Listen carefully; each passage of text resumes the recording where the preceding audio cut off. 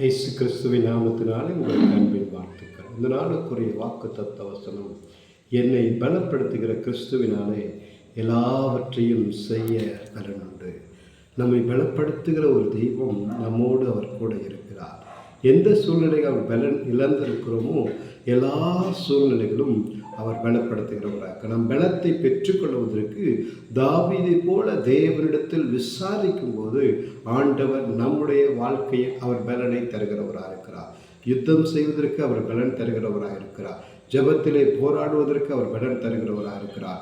ஆண்டவருக்காக ஊழியம் செய்வதற்கு அவர் பலன் தருகிறவராக. அவருடைய பலத்தை பெற்றுக்கொண்டு எலியாவை போல நாம் ஓடும்போது, எலியாவை போல நாம் தேவனுக்காக நிற்கும்போது அவருடைய பலன் நம்முடைய பலனாக மாறும். அதான் வேதத்தில் சொல்லப்பட்டிருக்கிறது, எவரையும் பலப்படுத்துவதற்கு அவராலே ஆகும். ஆண்டவர், நீங்கள் பலன் இழந்திருக்கிறீங்களா?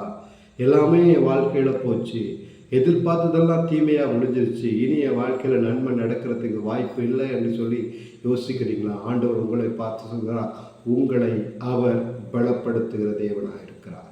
என்னை பலப்படுத்துகிற கிறிஸ்துவினாலே எல்லாவற்றையும் செய்ய பலன் உண்டு. அவரே உங்களுக்கு பலனாக மாறுவார்.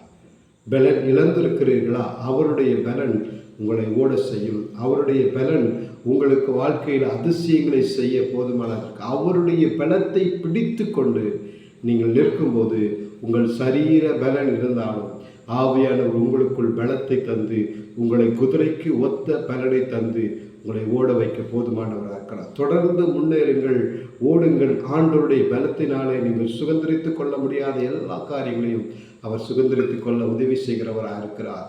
யோசுவாவுக்கு பலன் தந்த தெய்வம், தாவீதுக்கு பலன் தந்த தெய்வம், எலியாவுக்கு பலன் தந்த தெய்வம் உங்களுக்கும் அதே பலத்தை தருவார். நீங்கள் ஆண்டவருக்காக சாதிப்பீர்கள்.